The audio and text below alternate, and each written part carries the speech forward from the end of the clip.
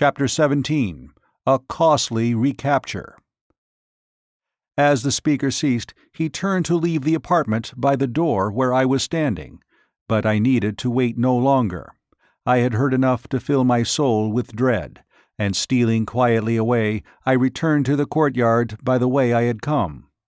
My plan of action was formed upon the instant, and crossing the square and the bordering avenue upon the opposite side, I soon stood within the courtyard of Tals Tarkas. The brilliantly lighted apartments on the first floor told me where first to seek, and advancing to the windows I peered within. I soon discovered that my approach was not to be the easy thing I had hoped, for the rear rooms bordering the court were filled with warriors and women. I then glanced up at the stories above, discovering that the third was apparently unlighted, and so decided to make my entrance to the building from that point.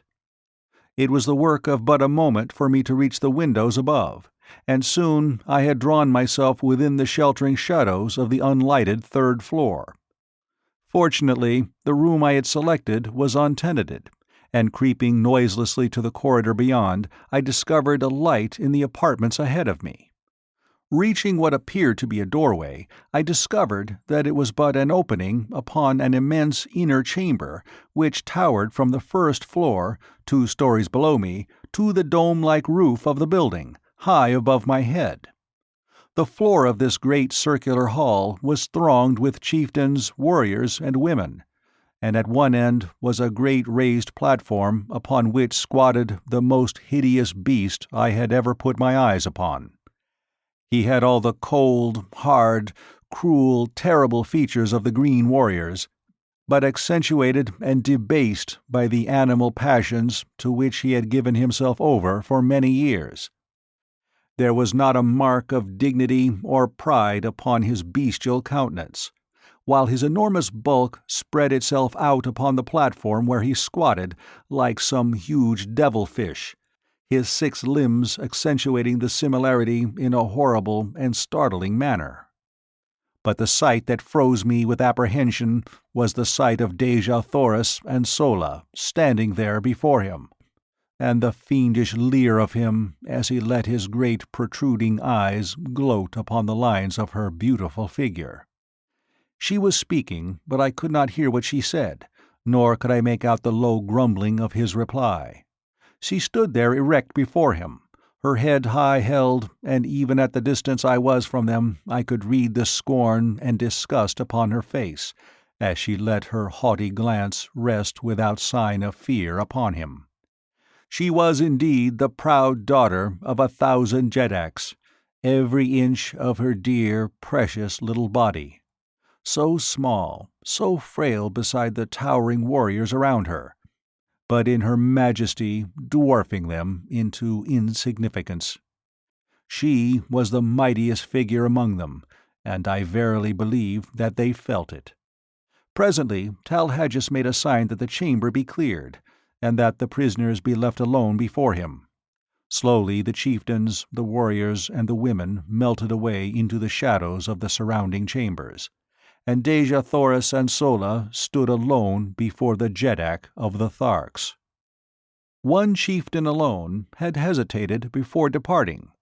I saw him standing in the shadows of a mighty column, his fingers nervously toying with the hilt of his greatsword, and his cruel eyes bent in implacable hatred upon Tals Tarkas. It was Tars Tarkas, and I could read his thoughts as they were an open book for the undisguised loathing upon his face. He was thinking of that other woman, who 40 years ago had stood before this beast, and could I have spoken a word into his ear at that moment, the reign of Tals Tarkas would have been over. But finally he also strode from the room, not knowing that he left his own daughter at the mercy of the creature he most loathed. Tals Tarkas arose, and I, half fearing, half anticipating his intentions, hurried to the winding runway which led to the floors below. No one was near to intercept me, and I reached the main floor of the chamber unobserved, taking my station in the shadow of the same column that Tars Tarkas had but just deserted. As I reached the floor, Talhajas was speaking. "Princess of Helium, I might wring a mighty ransom from your people, would I but return you to them unharmed. But 1,000 times rather would I watch that beautiful face writhe in the agony of torture. It shall be long drawn out, that I promise you. 10 days of pleasure were all too short to show the love I harbor for your race. The terrors of your death shall haunt the slumbers of the red men through all the ages to come. They will shudder in the shadows of the night as their fathers tell them of the awful vengeance of the green men, of the power and might and hate and cruelty of Talhajas. But before the torture, you shall be mine for 1 short hour, and the word of that too shall go forth to Tardos Mors, Jeddak of Helium, your grandfather, that he may grovel upon the ground in the agony of his sorrow. Tomorrow the torture will commence. Tonight thou art Talhajas. Come." He sprang down from the platform and grasped her roughly by the arm, but scarcely had he touched her than I leaped between them.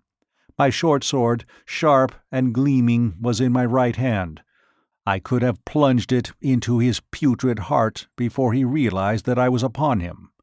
But as I raised my arm to strike, I thought of Tars Tarkas, and with all my rage, with all my hatred, I could not rob him of that sweet moment for which he had lived and hoped all these long, weary years. And so instead, I swung my good right fist full upon the point of his jaw. Without a sound, he slipped to the floor as one dead. In the same deathly silence, I grasped Dejah Thoris by the hand, and motioning Sola to follow, we sped noiselessly from the chamber and to the floor above. Unseen, we reached a rear window, and with the straps and leather of my trappings, I lowered first Sola and then Dejah Thoris to the ground below. Dropping lightly after them, I drew them rapidly around the court in the shadows of the buildings, and thus we returned over the same course I had so recently followed from the distant boundary of the city. We finally came upon my thoats in the courtyard where I had left them, and placing the trappings upon them, we hastened through the building to the avenue beyond. Mounting, Sola upon one beast, and Dejah Thoris behind me upon the other, we rode from the city of Thark through the hills to the south. Instead of circling back around the city to the northwest and toward the nearest waterway which lay so short a distance from us, we turned to the northeast and struck out upon the mossy waste across which for 200 dangerous and weary miles lay another main artery leading to Helium. No word was spoken until we had left the city far behind, but I could hear the quiet sobbing of Dejah Thoris as she clung to me with her dear head resting against my shoulder. "If we make it, my chieftain, the debt of Helium will be a mighty one, greater than she can ever pay you. And should we not make it," she continued, "the debt is no less, though Helium will never know. For you have saved the last of our line from worse than death." I did not answer, but instead reached to my side and pressed the little fingers of her I loved, where they clung to me for support. And then, in unbroken silence, we sped over the yellow moonlit moss, each of us occupied with his own thoughts. For my part, I could not be other than joyful had I tried, with Dejah Thoris' warm body pressed close to mine, and with all our unpassed danger, my heart was singing as gaily as though we were already entering the gates of Helium. Our earlier plans had been so sadly upset that we now found ourselves without food or drink, and I alone was armed. We therefore urged our beasts to a speed that must tell on them sorely before we could hope to sight the end of the first stage of our journey. We rode all night and all the following day, with only a few short rests. On the second night, both we and our animals were completely fagged, and so we lay down upon the moss and slept for some 5 or 6 hours, taking up the journey once more before daylight. All the following day we rode, and when, late in the afternoon, we had sighted no distant trees, the mark of the great waterways throughout all Barsoom, the terrible truth flashed upon us.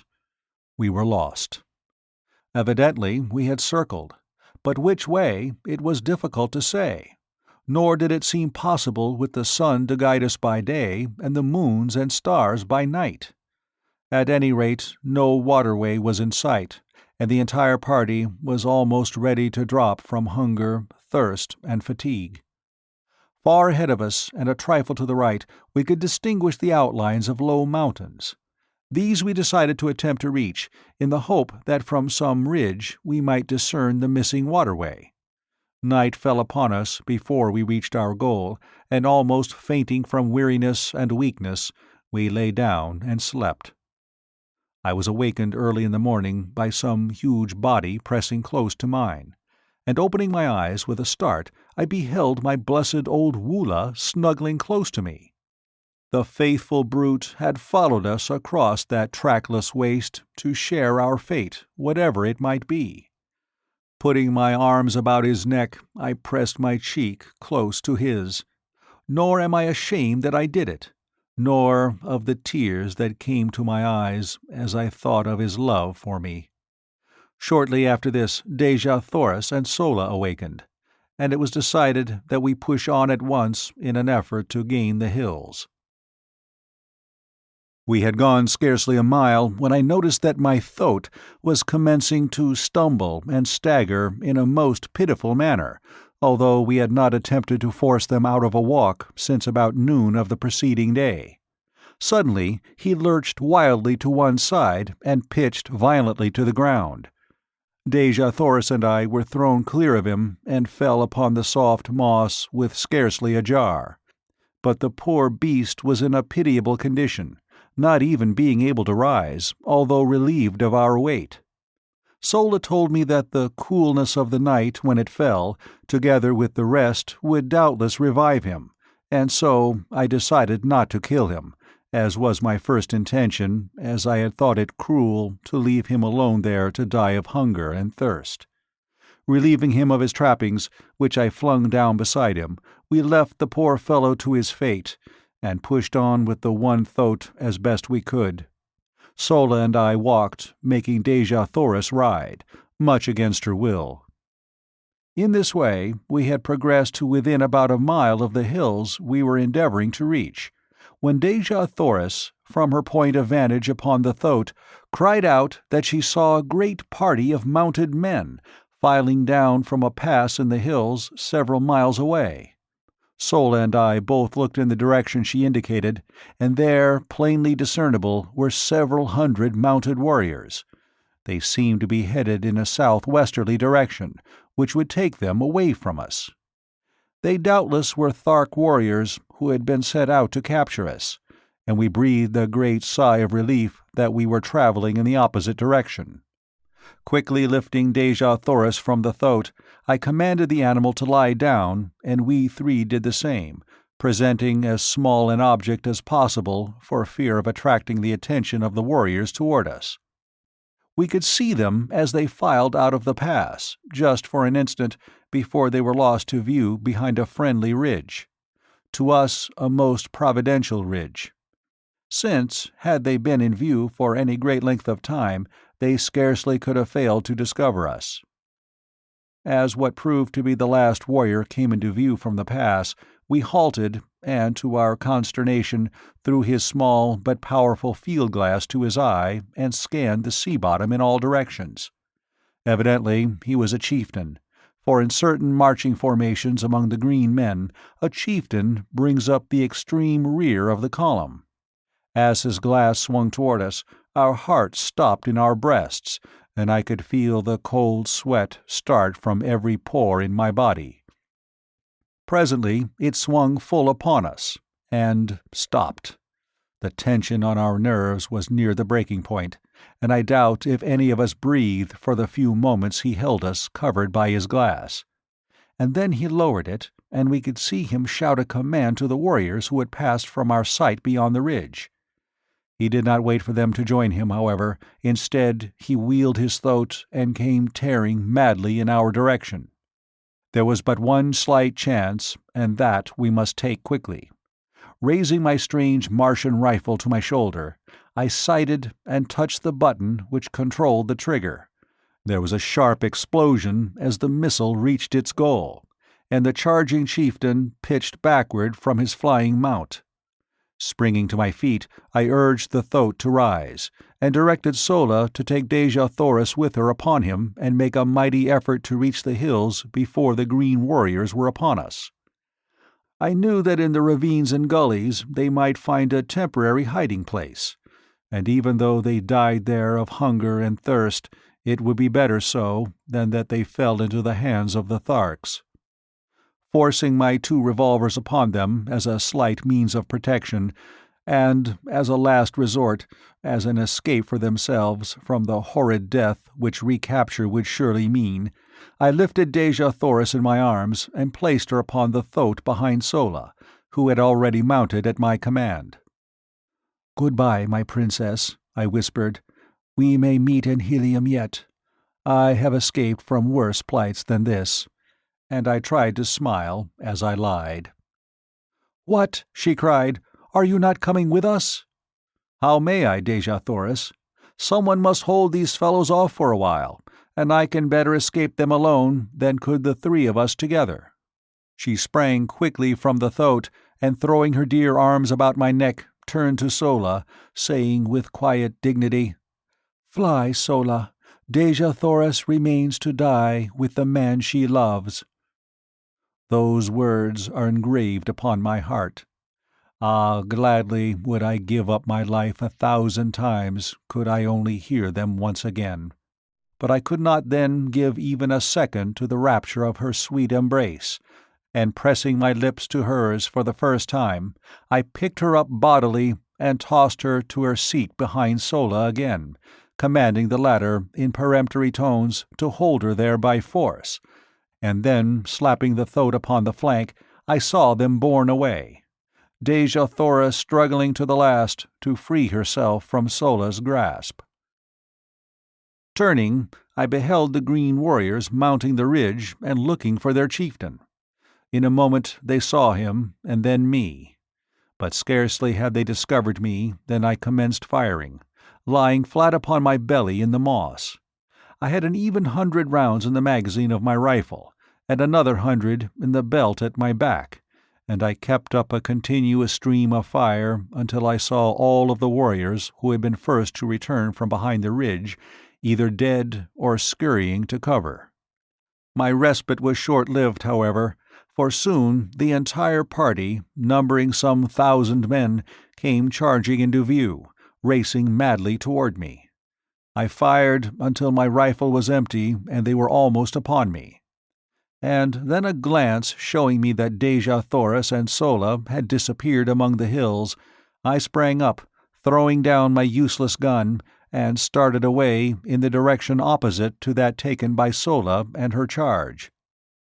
If ever Martians had an exhibition of jumping, it was granted those astonished warriors on that day long years ago.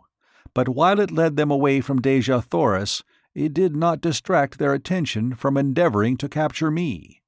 They raced wildly after me, until, finally, my foot struck a projecting piece of quartz, and down I went, sprawling upon the moss. As I looked up, they were upon me, and although I drew my long sword in an attempt to sell my life as dearly as possible, it was soon over. I reeled beneath their blows, which fell upon me in perfect torrents.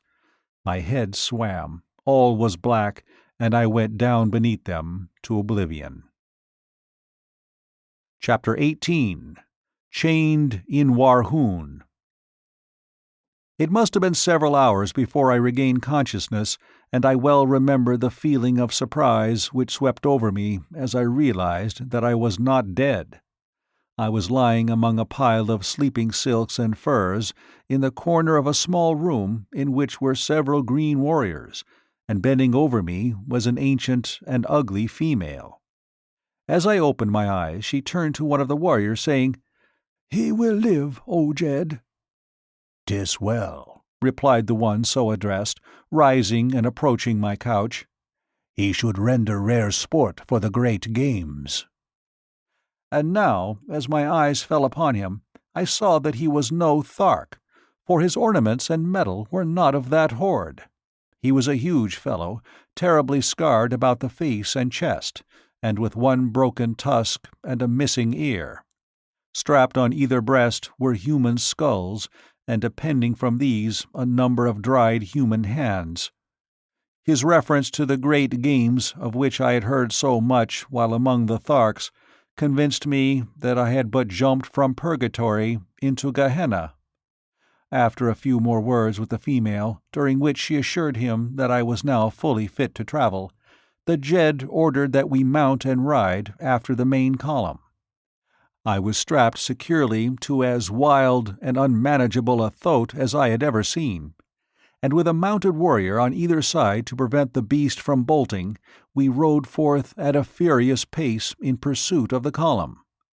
My wounds gave me but little pain, so wonderfully and rapidly had the applications and injections of the female exercised their therapeutic powers, and so deftly had she bound and plastered the injuries.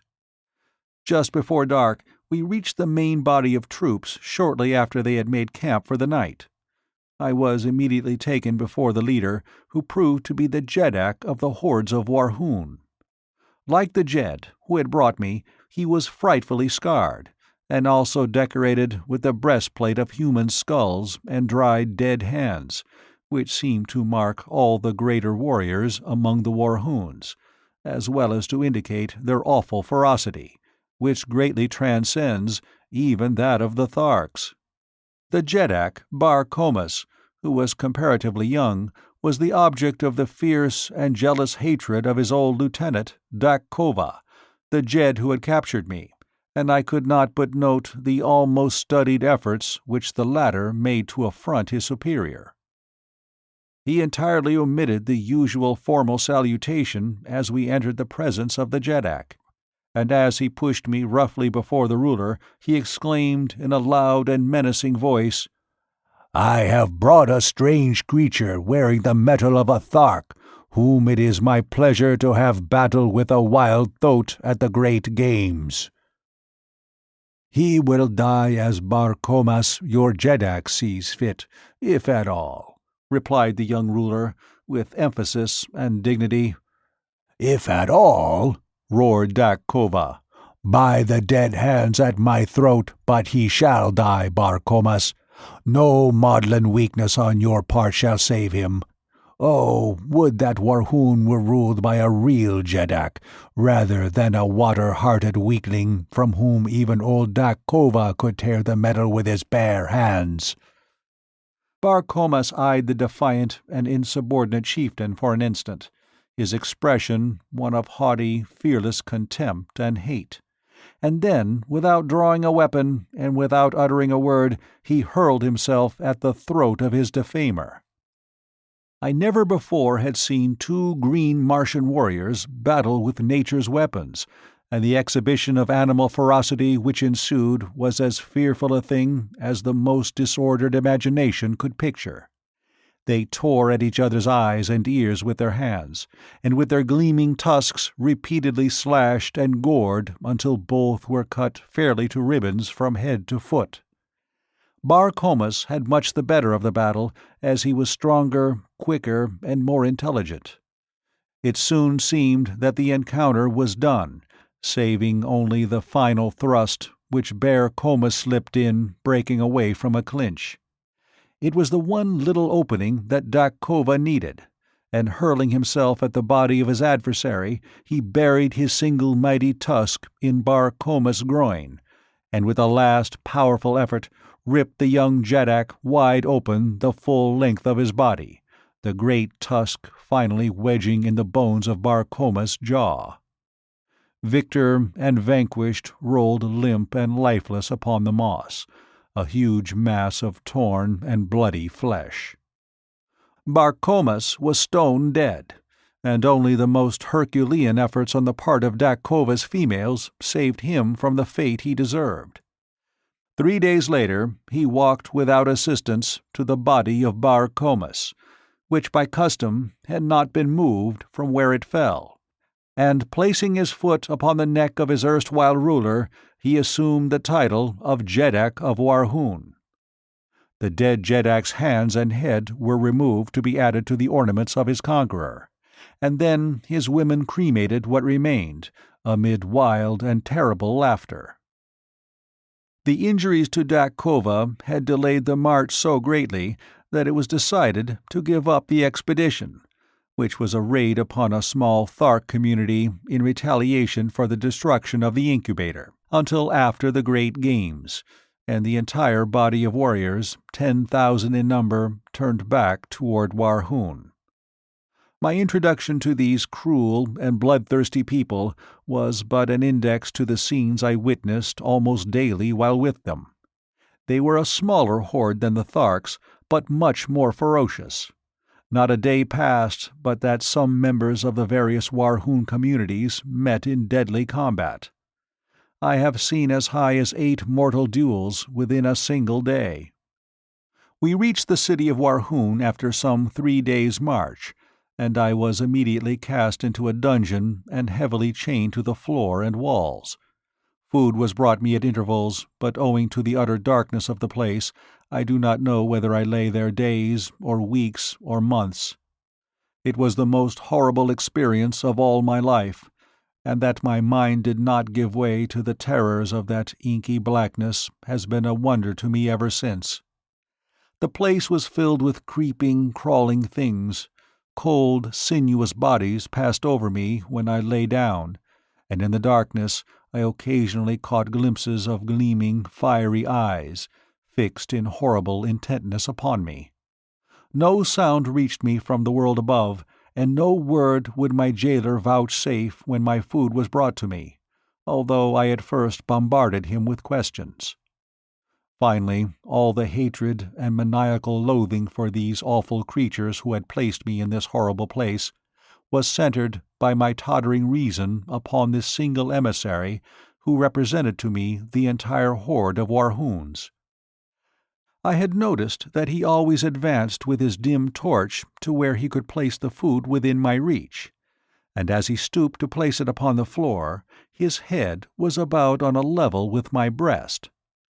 So, with the cunning of a madman, I backed into the far corner of my cell when next I heard him approaching, and gathering a little slack of the great chain which held me in my hand, I waited his coming, crouching like some beast of prey.